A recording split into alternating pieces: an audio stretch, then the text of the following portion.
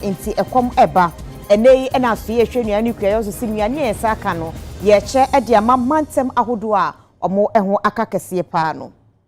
amapeyinda da John Dramani Mahama se eye research any post ahodo ya Ghana anyina chem se NDC ebedi nkunim ewo afi aba ye beto no emu ye beko ayawa so west abato mpesua no so ene ede afutuo ama MPP fo nyina kanka ne ma no se omonyire omo ho monto afri se abato no omodachi enomo eto no ensem no ebi eka ho don hwere ba ko entem akuya ajewa kwode ma jepini amde ba besomo afi ensem no nchiremu enie onmanyafo Francis Asenso Boachi na yoso afo hwe akwane akwantempo so ode atudwa kiremu se atomic bridge bi ye ba besiesie na aboa amakobadie akoso wano eno enti no akuya frɛ ne se N4 a eno wo enkrahase no ye betum ne ya yensiesie no se ebeboa ama bibibiara ayekama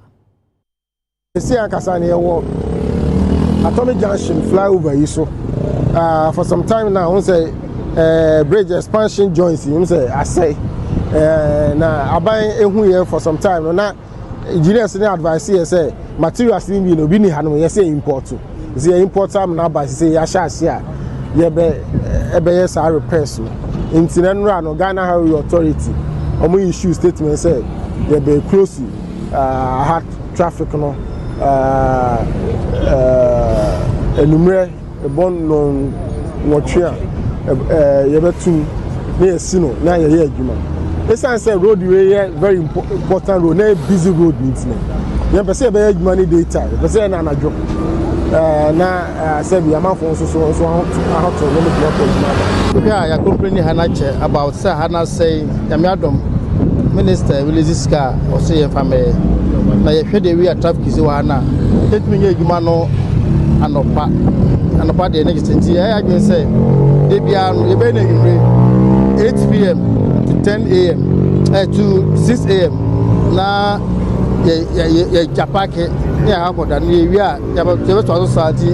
in on ya adwen say aye so ano e fa na nyina no 20 days no na ye wi ha na we traffic de so a ye wo traffic division na wo highways are omo in charge of road safety omo na mo in charge dem mom me no ka say no omo so ba ya na pe ne ye e kwa be fa so traffic management bibia ni e ni nyina wi a akopo in charge de wo say 8 p.m. no be boy Ghana nyamiadum yensa aka enema bi etise aburo awio emo ene nema ahodo no enti osoafo no na hwe nuane kuayo so no nyamfo brand champion akasa se akuafo be 800,000 ye ba be che de amomo ewo mantem ahodo mo ho akapa efiti October na se ahini Midday etoso edu sa mantem no eye enwotwe 8 wochem se ebra epesi ye no mo eno makwa hoyehie mu ekom ede won kese. To restore our food system and bridge the grain loss gap, we have this morning commenced the distribution of 118,000 metric tons of fertilizers and 5,133 metric tons of seeds to 800,000 smallholder farmers nationwide. The idea is to supply these inputs to farmers in the southern sector and the northern sector, because the raining season or the planting season for the southern sector just about started. The savannah and the transition, they are due for the application of urea because they planted a couple of weeks ago. On the 10th of October 2024, working through various poultry farmer associations nationwide, poultry farmers will be supported with feed and vaccines. And we are talking about close to 30,000 metric tons of feed and vaccines to be supplied to poultry farmers nationwide. This is because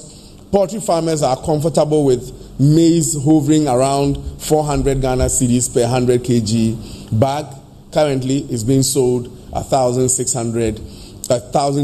Ghana cedis on the market, at the farm gate, around 600 Ghana cedis. We need to do something for poultry farmers, and that is exactly what we're seeking to do. From the 10th of October, we will also commence the distribution of food grants to to 800,000 farmers in the 8 affected regions. There's a big distinction. The inputs, the fertilizers and the seeds is going to farmers nationwide. But the food grants, it's going to the farmers in the affected regions because they are the ones that have lost their crop. So 800,000 farmers in the 8 affected regions will, from the 10th of October, be receiving food grants. Each farmer will receive 25 kg bag of rice and 100 kg bag of maize per farmer. To bring relief to the general population, we are setting up an online grains market starting the 10th of October to enable the public conveniently access grains, that is maize and rice, at affordable prices. We did mention that we are going to import some maize. Some of these maize will come to the market to also help bring down the price of maize and rice. We have so far received about 34,000 metric tons of rice in our warehouses, and we are waiting for 100,000 metric tons of maize to arrive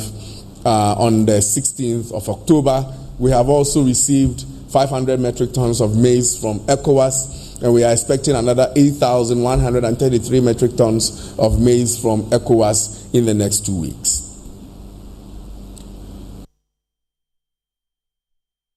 Adwuma Sra and Chief of Defense Staff Ade Akọ Ewo Ghana Custom Division Eshe Ghana Revenue Authority no ase se ebeboa ma adwuma ahodo mo eyo no wawunu ni yie no hu se ne esi kɔ na emwa bi ewo mu no watimi ade aboa won ama Ghana yenya asomdwe ne bambo.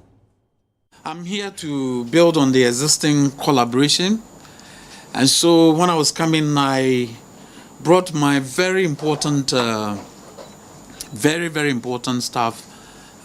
here with me so that they also abreast themselves with issues over here and then see the areas that we can collaborate. At the same time, it is also to form the network that we can use in achieving our respective mandates. I think we all know the complex nature of the threats that are evolving, and the fact that it is not only the responsibility of one agency. It requires, synergizing our efforts, and it is imperative that as we are here, we take advantage of your experiences and learn and find out how we can improve in providing security along our borders. And then, having talked about that too, in our discussions also, we look at how we collaborate. I know there's an impending elections. The military is not directly involved, but I see the Ghana Revenue Authority being involved in the provision of security. But at the same time, it is important that as we are here, we judge and whatever advice we can offer or take from you, we do. And so we look forward to strengthening our relationships, and we believe that together we can make Ghana very safe. Security and economic strength go hand in hand, and this is why your visit today, as you've already indicated, is so significant. At GRA, we believe, and my commissioners as well, that in fostering strong interagency collaboration and the partnership between the Ghana Armed Forces and the authority is a perfect example how joint efforts can yield positive results. So again, we are grateful. From securing our borders against illegal trade and smuggling to supporting one another in times of national emergency, we are hoping that the election will not become a national emergency, but these are some of the areas that we collaborate. We have seen, CDS, at first hand how our partnership has contributed to national security and economic growth. The Armed Forces has supported us, GRA, in several ways over the years to mobilize revenue for national development. Currently, the authority is collaborating with yourselves, the Ghana Armed Forces, to establish a customs marine unit, as well as developing strategic partnerships to fight smuggling that we continue to see across our borders. I must say, these collaborations are working so well. So again, we remain grateful.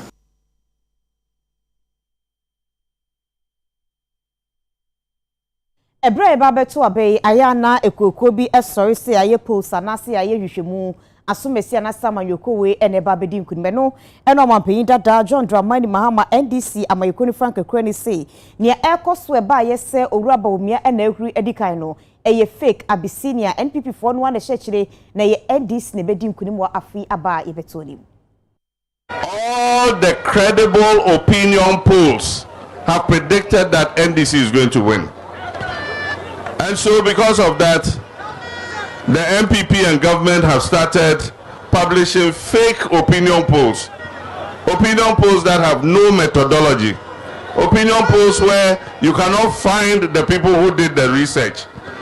And so ignore all those fake opinion polls. Everything indicates, and every credible institution, Economic Intelligence Unit, Fish Solutions, Global Info Analytics, every proper credible opinion poll shows that NDC is going to win the election. But of course, we must not be complacent. We must protect every single person's vote. And that is why I say in this election, all of us are going to be polling agents. We're not going to select just 2 polling agents to go and sit there and the rest of us go home and sleep. We would stay there until every vote is counted and the result is declared before we go to bed. So from the 7th to the 9th of December, none of us is going to sleep. We're going to be awake till every single vote is counted until the Electoral Commissioner, Madame Jean Mensah, declares that NDC has won the 7th December election.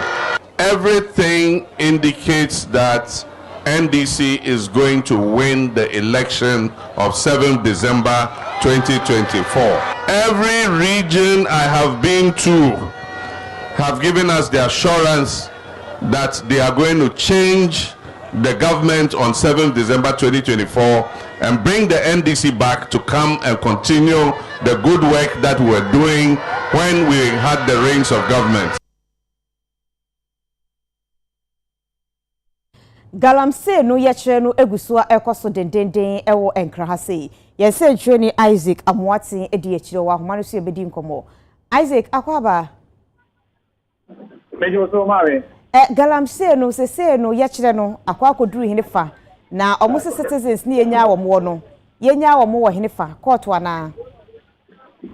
yo mame me dase sedia omo kano yenya omunkofo a omakodi aban ensemu a omofisi aban ene omu endi niye sabia me no ka say de eye demonstration na say protest no yaba be piemu ewo eye kawukudi ye ni taka kana tete ye du eye central mosque kete ye an komufo dai kete a ewo potem kanaka ka ni edu ho ahai de kan say ekwan no eto na protesters no afafa ni bi jama traffic e wa ha no anu aye den kakra entity be bia yeta TP na traffic no in 20 years no that be that traffic akra abaku na so far yeta say from anopano de nyankopon ya adom boni bia ensi ye said their protesters no omo share but omo di mra so no sa na akọ na edu be no na omo nyina omo connect na afem etel say omo abre na omo nyansi anko mbe no so omo to mani ehwebumpo ni nipa Ghana nsu nyina say nya de omunya nsu bia no na tomo penju kwampo aso e wo traffic ma ne boy de den esan say nsu ho asem e wo Ghana no e ade ano ye den enti omo na omo ye protest no so omo abrede a e wo say Ghana police nsu timi ti da ho na omo twa omo kwapem re dodo omo beji omo ahome no be hu say omo nya hode kakra asa baba ka omo betimi atwa na ntia no so enti man body e ade police no ayi du fa bibia e kwa so kama ade ba kwa omo aka ene se ade a se ene na omo asha ade omo de be wie ne me da se de omo aka no na se aban no endie omo ene ọmọ nti ọmọ ọchina ne nim ne da so a ade a ọdọ ko mo asem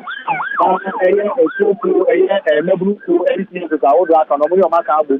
na tete ọmọ aformi alliance ba ko no mehu di ọmọ be isanse aban no ya na dwen se nya ade a kane na ka demonstration ye kasa aban no tena so na sei aban ya no so on demonstration no enti ọmọ de ọmọ ba na sumdie mu aban nti ọmọ asem na won si gina ye papa bi o guarantee no no hwe se dia eye guarantee no say iti no ti da bi de se dia meka ye no aye asumdie a bibi dia e ko so jojo say no money chire fa potepo mo final destination ye henfa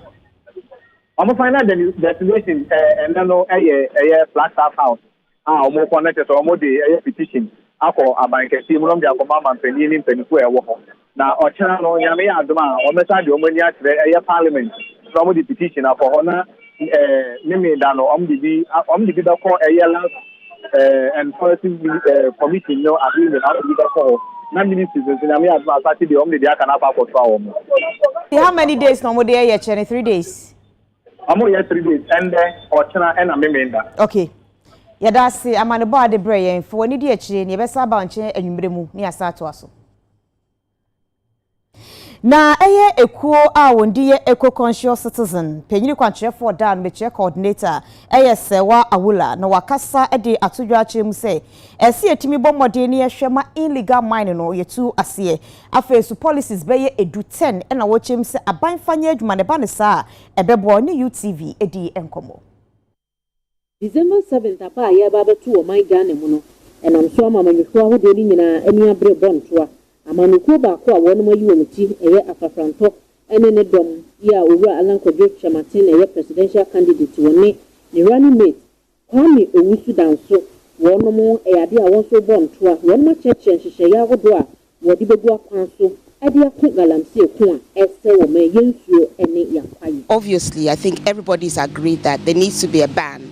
I think a year is a little short, but I think it's a step in the right direction to acknowledge that we actually need a ban if we are to regain the waters we have lost. Like I said, because I'm not a professional in the field, maybe he has sought professional advice and the professionals have told him 1 year. But from my layman point of view, 1 year seems to be a rather short time. If we look at the extent of the damage, we look at what is going on, 1 year seems to me as a layperson a short time. I think any Ghanaian now who is not aware of the fact that we face an existential threat, which means that we may all soon die. Already, we know there's a rise in kidney disease, neurological challenges. We know that there have been stillbirths, there have been maternal deaths, there have been deformed babies. There's a rise in cancer. And then we know the soil has been contaminated. So right now, when we're eating our tubers, do we know where the cassava is coming from? The land has been contaminated.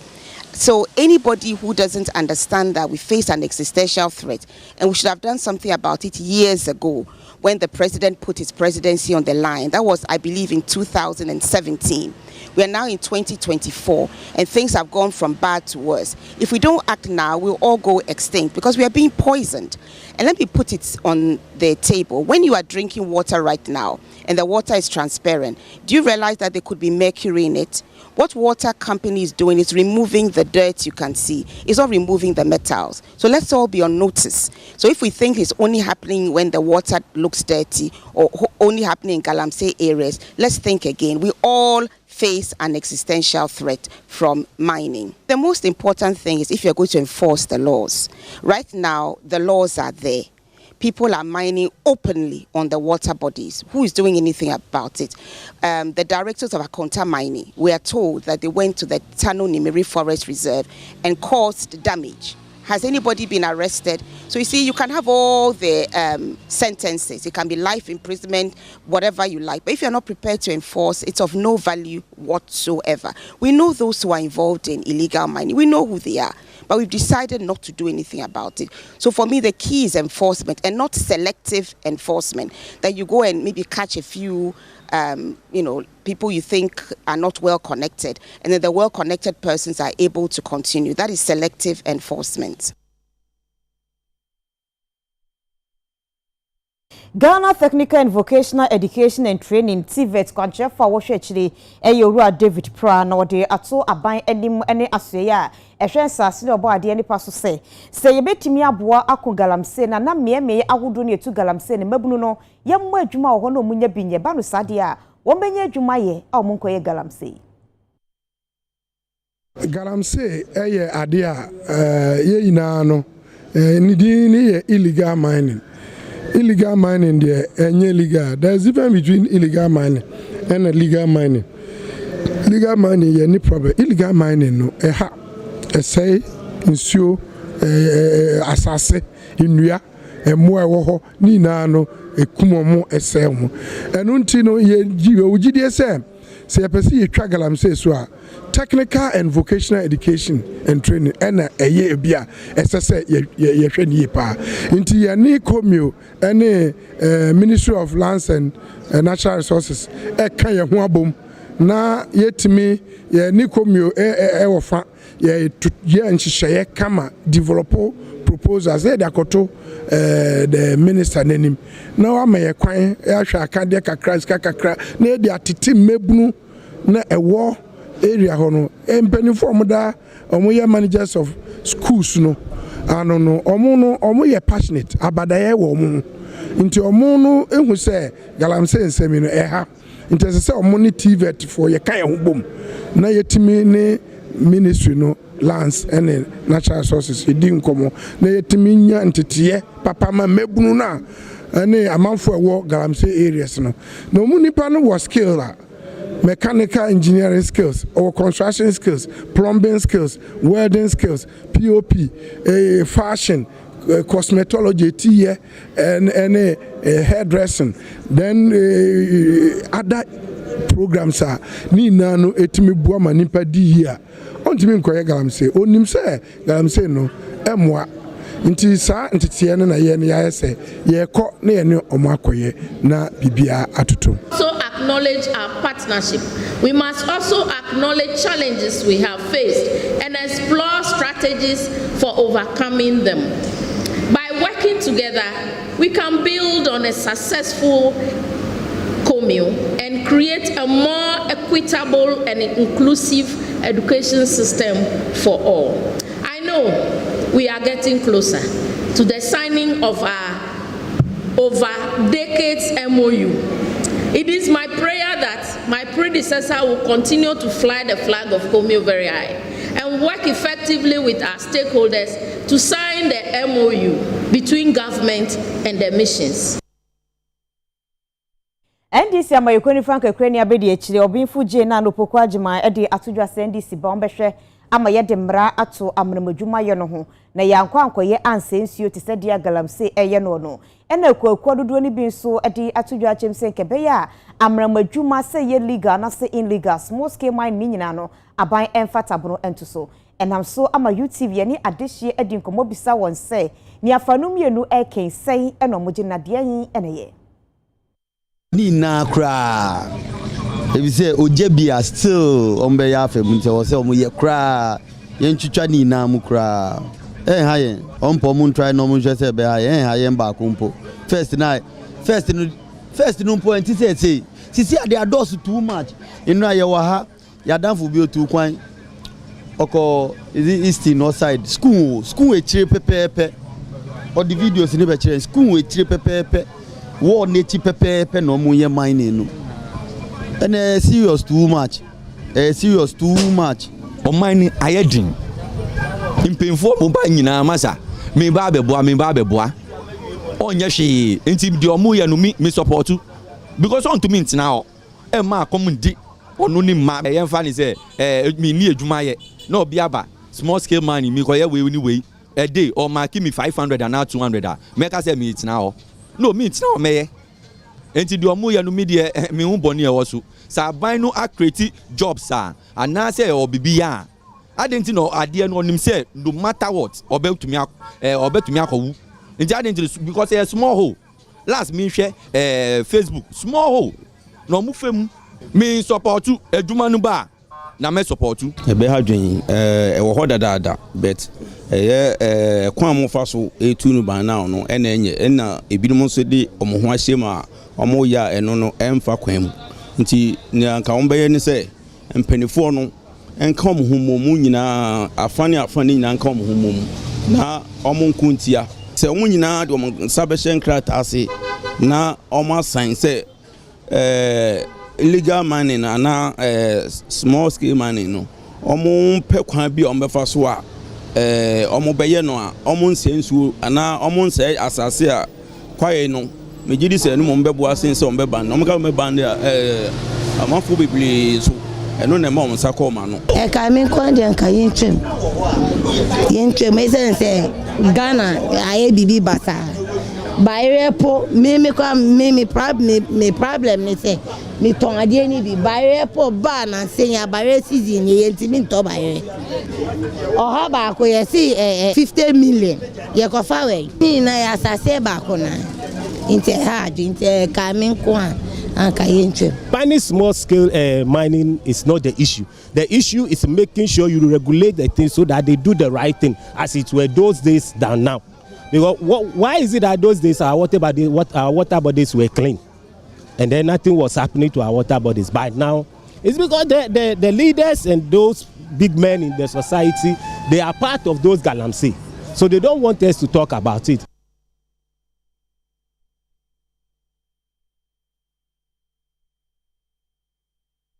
And seven in Amframa say one no ye adwuma ma Zoom Lion no one no prapra montene so no ahomacho be hu no mo ye adwuma no mo kire mu say ye ntua mo kaye mo so be 250 Ghana cedis ne de mo no krampo no emma ebi so ka abobo wo mo amebi ewuwu a empirifo ebo mo ni eguso asefem are ho ne ebusa se Zoom Lion ampa eti ye kone ye ne maame ema adwoa pia osei dua edi enkomo bakita odie hu ewo Zoom Lion dwumako no mo a ono eneda no antiema akwaba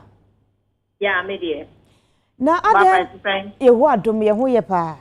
na ade na jama ya ye adwuma na bosume so na betu omo kanso na ye twuma mentri kanso kitua bi edase adwuma die no a ye di no wo hwe contract na ye ne adwuma rafo no ewo na eye wayi fo no ewo na wo mo fa nipa no edi maye ayenso ya hwe won so ama waye adwuma no aprapra montre so ama montre so ate na ye contract no no enhwehweye wom ene se ewo se ye momo sika eye 258 cedis busumi bia afi so ewo se wo ye adwuma donhwere ennan waya brosua donhwere 9 da biara nti emfa ho ne bre a wo be hyaase eno mpo no wo musomu a ena momo ho hare ne senia aprade ye maame mo ya prabre nti libi kwasi mi wie nti ye ye wo Zoom Lion so ye nim se Tasi kan fiti bra ye sharp ye na nye sepu na net ye. E se adwuma na se no moje fite ene mem fite si se ye tete no 500 cedis. E na ye twere de koma adwuma no se wa ye for se emu ayede. E du mrebi no ye tra asisi nkunya de ho nkomo. E ma ye sesa pagya mu ma ne bedu 100 Ghana. E na eno so ebre ko na nyima afi no 100 no de ye hwie yeye na eno so ye sa tra asibiem. Ye popusu ye ni ye tana sibio ni ye peje mu ko 180 enu achi azana be mfie mi ensa ko mfie 9 ni ye tande ko bio a ono so omudum tie ye ya omu peje mu se omu de enu be kwa kodu ahenu ni eduonu mu otwi enti me pa cho enye ye ni ye pese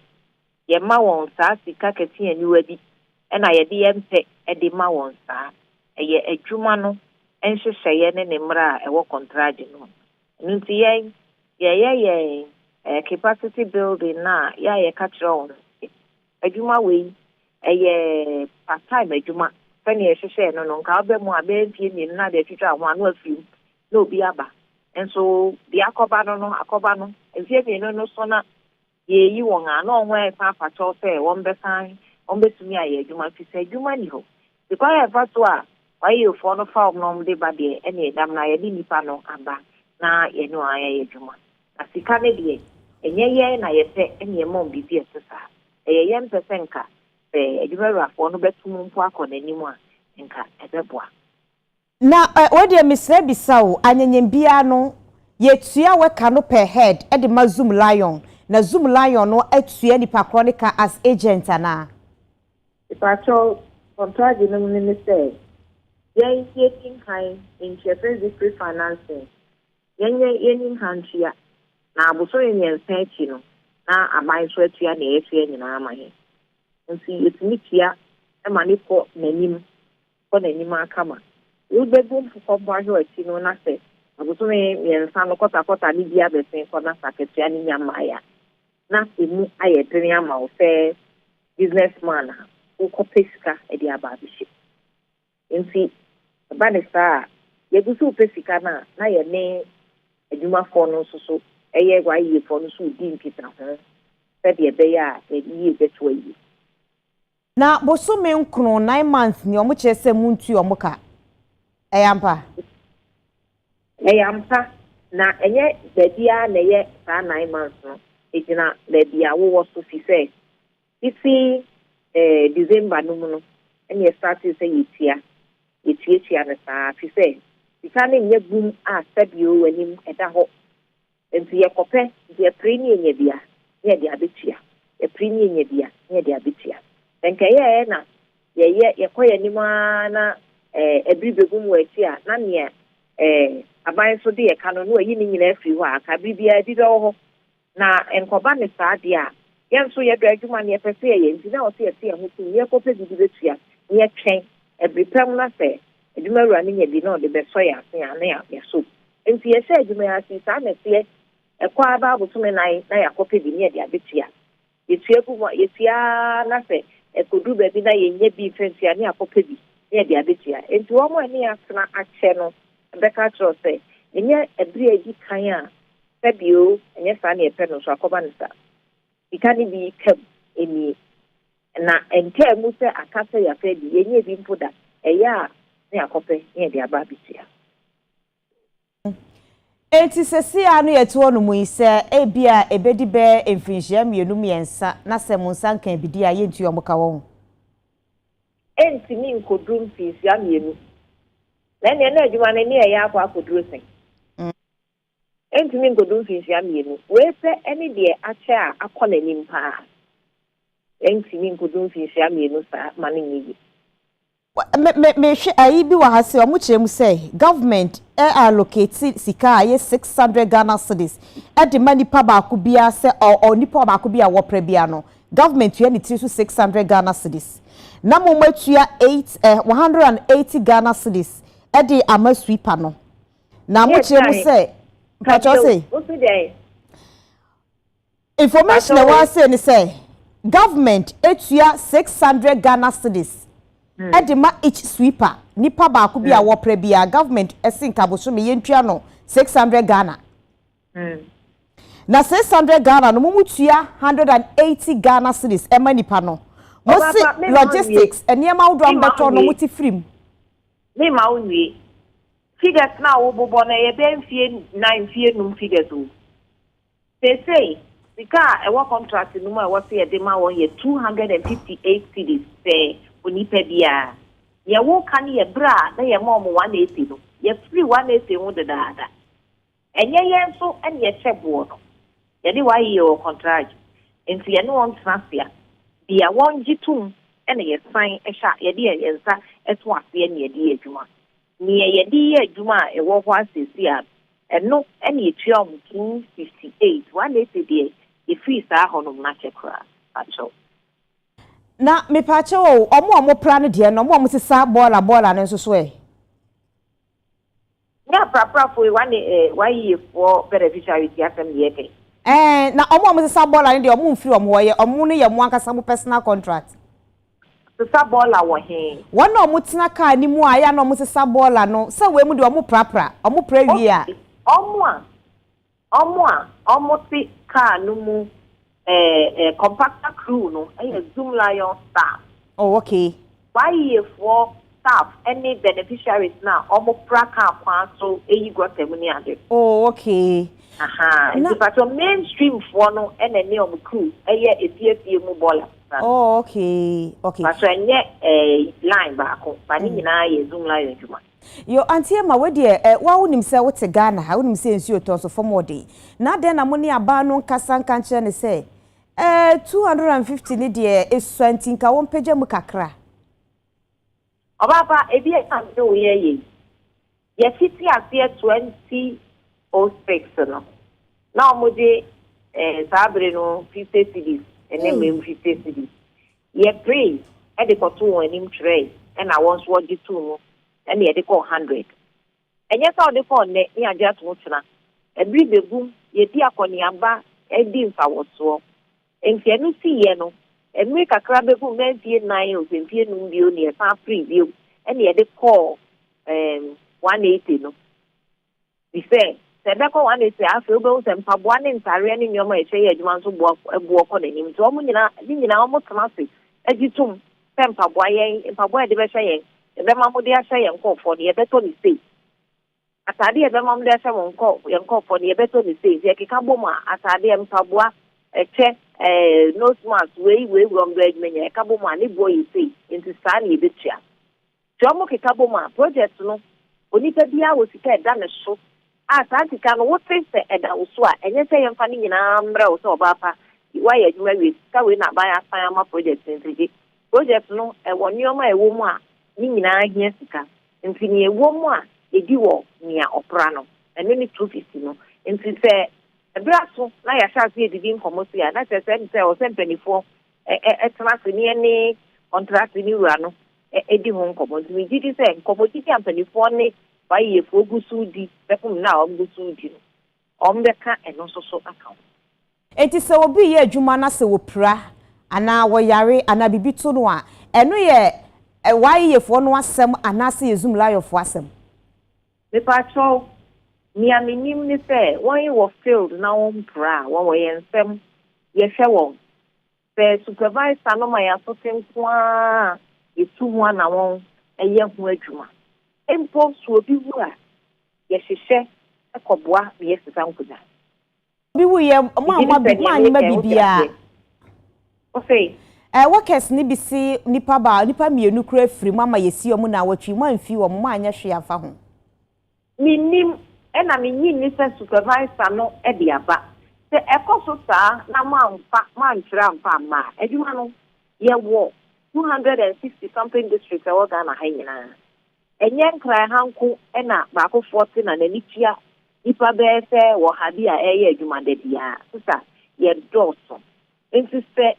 mwa manie se nie sie ni a ukraine ebe ya den si ebe hu won e gbo amanie ni bia dance ya ye mwa ai wo se ye affection na se ore japan odi na adwuma efo brunya ye soma ene ye dibi ma supervisor bia ene ne ma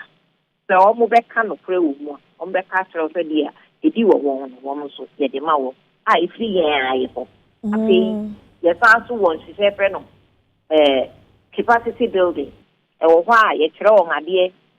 se de de ya obetumi aboaboa wo ho ano ye kire won se adwuma na mo ye no edwahiri am de ye adwuma no isa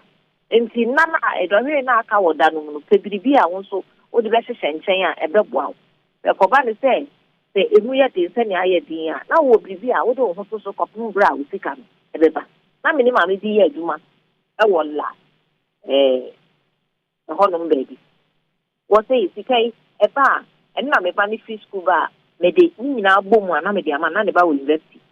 no oye bibi fofo to so bode jo ni adeka ho nti opon a na akwa hyehyɛ ne bode jo na wakoton na ade e de abɔ ne bra ebom a na waka bom na eje trama na de aye bibi obi de no so auntie me we de ye de enkomo titwe ni si na me bisa last one na bisa se si a wawagie atum se sika ni so a na wagie atum se mre mu odin mu ne ye wei edie be na Zoom lion ni manimu ye mu ye se beboama wayefo no apagya mu kakra de amadwuma yefo no mo bredodo animu yai no ye so abontrimu a ye tietia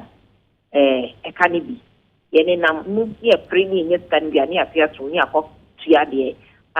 attire training bi na free ho enti eno ye ba kwa fe mpanyifo so ne wa ye fo bu so kasa enti wo na contract ne yon dia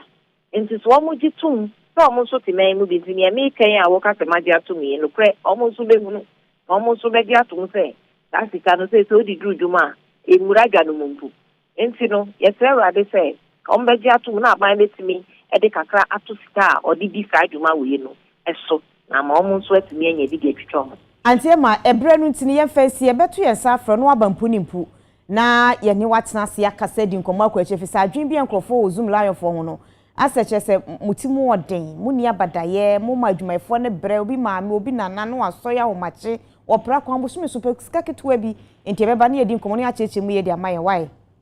yo nda ye ni eye ema adwoa pia osei adua a wono na woye penyino hwekita ade so zoom lion ne di nkomo efom bosume aketua sensem no eho no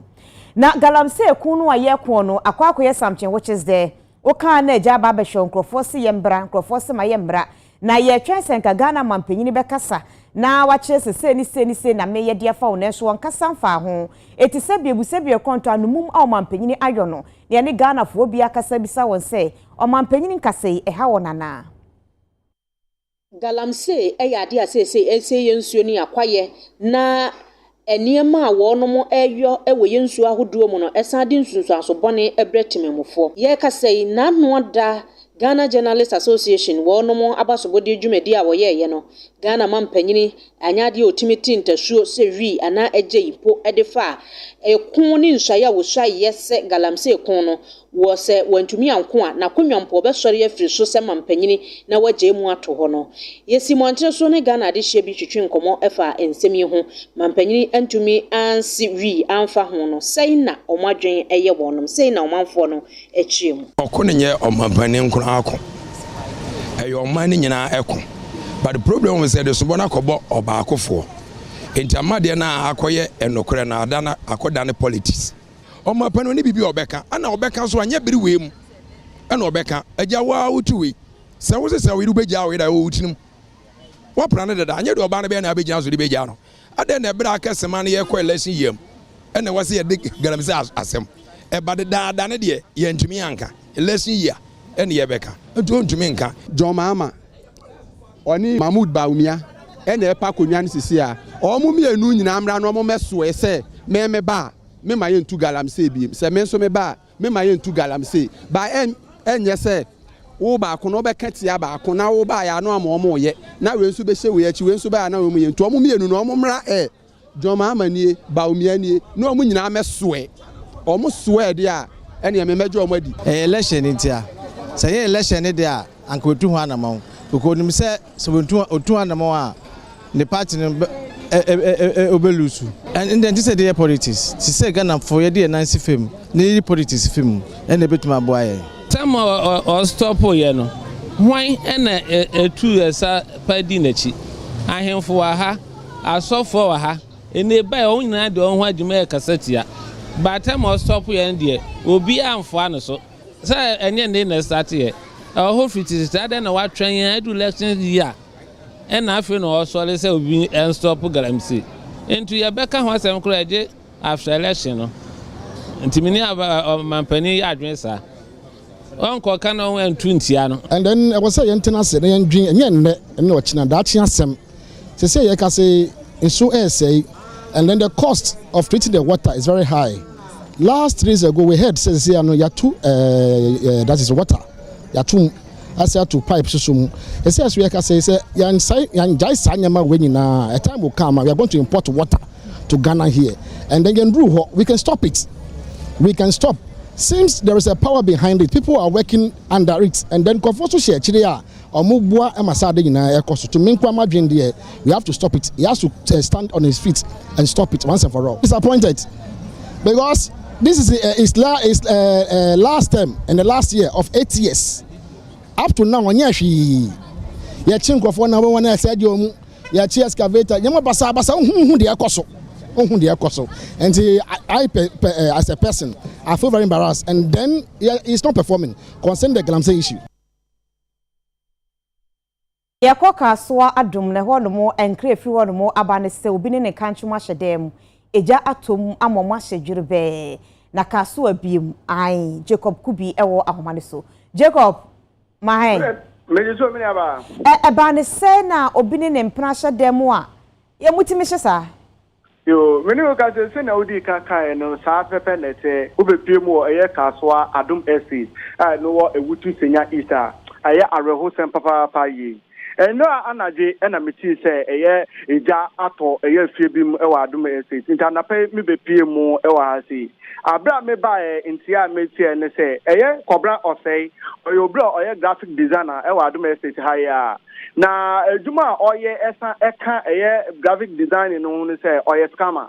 one abrofo edi nkomo e wa monone e momo twetwen kakra edi firi omo ho na ebre wo mu a na wa frɛ ese be ma na one ne e chate a na wa frɛ oba na oba ne bruni na be chate ama no na se ye be ma so na oba na ono ne chate dia eno so de ono ne nkola e na ba be ye se ejuma no e de ama no na enura enyimre enura no okoyiska efi bank e no de be hye eye den mu ho mu anche e no to nsa e frɛ eye abayo bia FN princess so ombra no be boa no na one ne broni enkasa ente princess ne kra ne maame se abranche na frɛ ne se ombra na omunko oni broni no enko e chate abayo ne koy no wamba biom abra mu wo inside omu ya chacha obi nim de ba ye no moti se boy obi njimi o omu ba ya na efie nu na ehye efie ne ehye omu ye ne se anka omu bie edan no na omu yi sankofo mienu no e de pie mu ewo eye de mu omu ye ya omu ntumi abra omu bie tumi bie edan no